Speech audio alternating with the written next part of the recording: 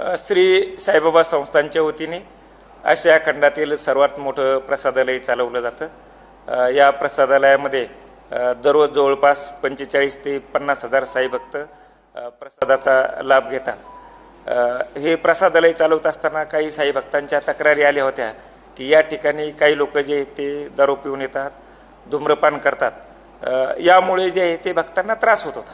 मग भक्तांच्या तक्रारी लक्षात घेता येथून पुढे जे साई भक्तांनी दर्शन घेतल्यानंतर ज्या ठिकाणी उदी प्रसाद वाटप होतो त्याच ठिकाणी भक्तांना त्यांचं नाश्त्याचं कुपन आणि प्रसाद म्हणजे भोजनाचं कुपन जे ते त्याच ठिकाणी वितरित केले जाईल।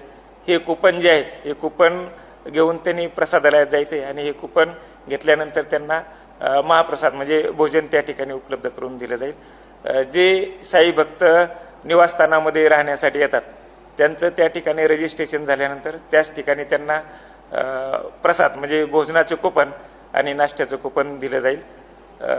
या व्यतिरिक्त काही साई भक्त जे ते डायरेक्ट प्रसादालयामध्ये येतात, त्यांना पहिल्यांदा प्रसाद घ्यायचा असतो, जेवण करायचं असतं आणि मग दर्शनाला यायचं असतं, तर त्या ठिकाणी सुद्धा जे आहे ते त्यांना कुपन देण्याची व्यवस्था केलेली आहे।